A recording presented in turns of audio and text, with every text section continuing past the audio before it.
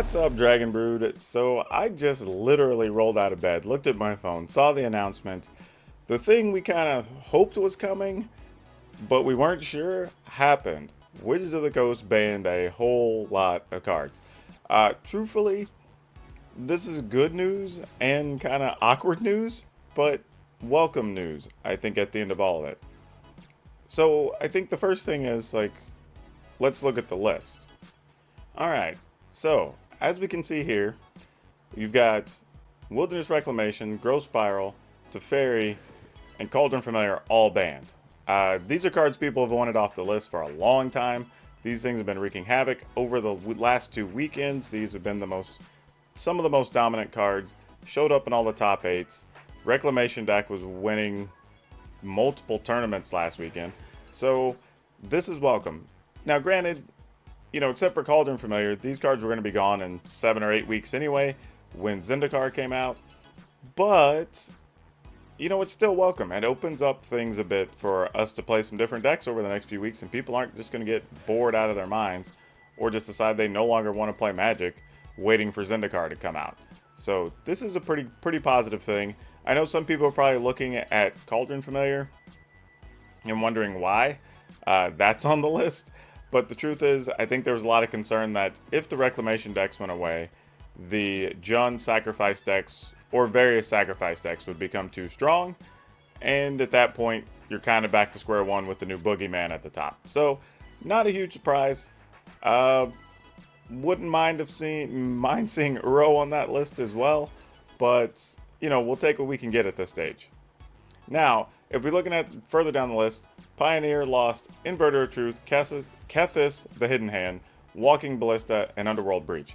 Again, a bunch of cards that were really problematic, that really stagnated the format.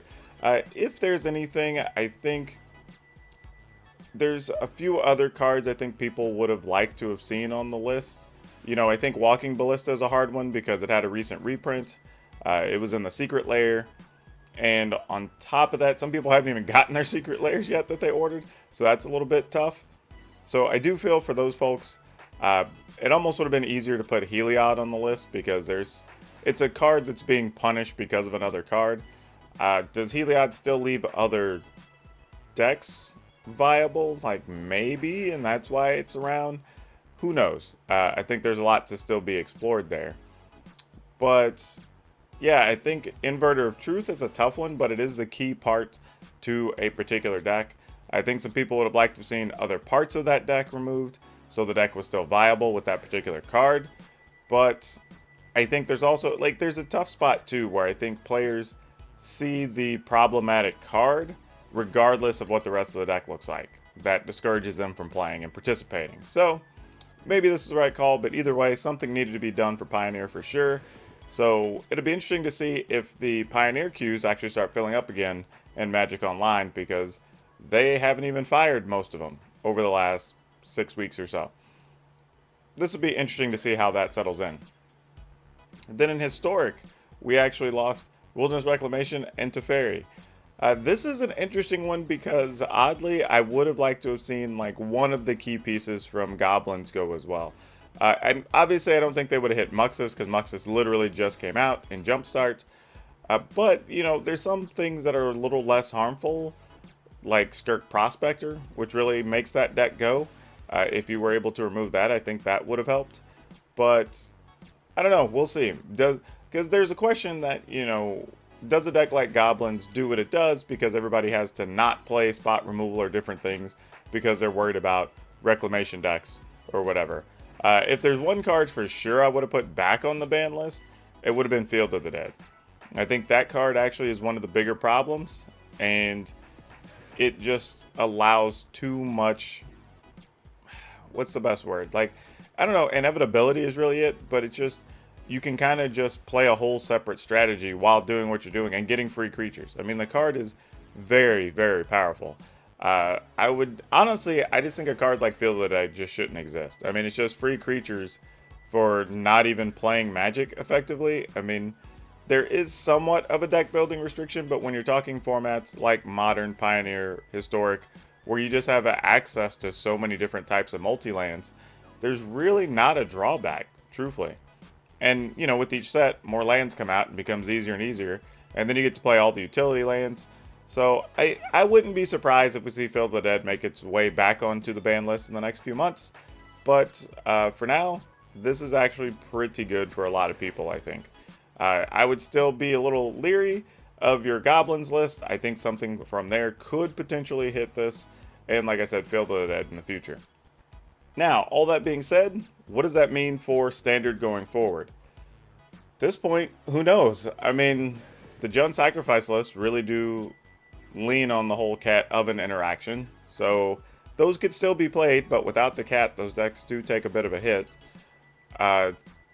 Obviously, Reclamation's gone. Some of the control decks are going to struggle a little bit because now you don't get to play Teferi. Does that mean things like the blue-black counter flash whatever decks are now viable because you're not worried about Teferis, right? So that's a thing. Can you go a bit slower and try to play some larger creatures now? Like, does Gruul go to playing the 5-mana dragons again? You know, is that a thing? If there's not as many Reclamation decks, do we see as many main deck Aethergust? You know, does that change the format, right? Does something like Gruul become viable? Does mono green get played more? Do different combinations of maybe like red-white get to be a thing? You know, because main deck Aethergust are a problem. Does that change to where we can play some slightly slower decks, interestingly, that aren't control decks? Because one of the problems you had is, you know, if you weren't doing a lot of early aggressive things, you kind of had to be playing spell counters because your opponents were playing Growth Spirals, Uro, whatever, and then playing like Nissas on turn 3 or whatever it is they want to do, right? So that's another thing that kind of changes. So it'll be interesting to see what people come up with over the next few weeks. But I will say, down below in the comments, let me know if there's a deck that you thought couldn't be played before that you would be interested in seeing, because I will probably toss them together and toss them up on the channel and just see how they play now in the new world, I guess, if you want to call it that.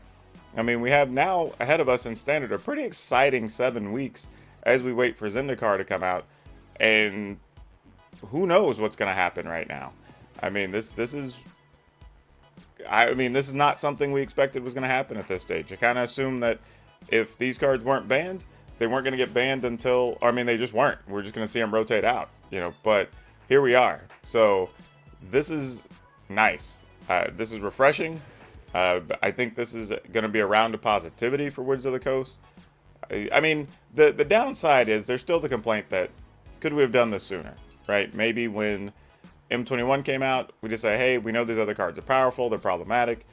They're only going to be around for 3 more months anyway. Let's just ban them, and everybody gets a fresh new standard rolling into Zendikar, right? So we could have been amped up for the second half of the summer, but that's not what happened. So what do we do now, right?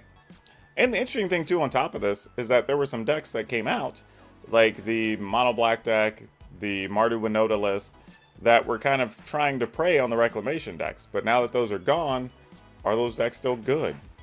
Or are they as good? I mean, there's a lot of new questions, you know, that we just thought we had some answers within the last 2 weeks, and now we're having to ask the questions all over again.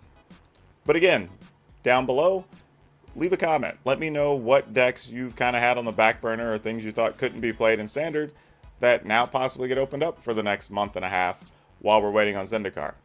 Or just what you'd like to see on the channel that you hadn't seen. I'm always open to those ideas. And as usual, if you could, please like this video, subscribe to the channel, hit that notification bell, because that really helps me out and allows me to keep doing this. We'll have more of our regular content up. This was just one of those things that I saw it and thought this seemed like a good thing to address as close as immediately as I could. But that's all I have for you today. That's all I have for you for now. We'll see you next time.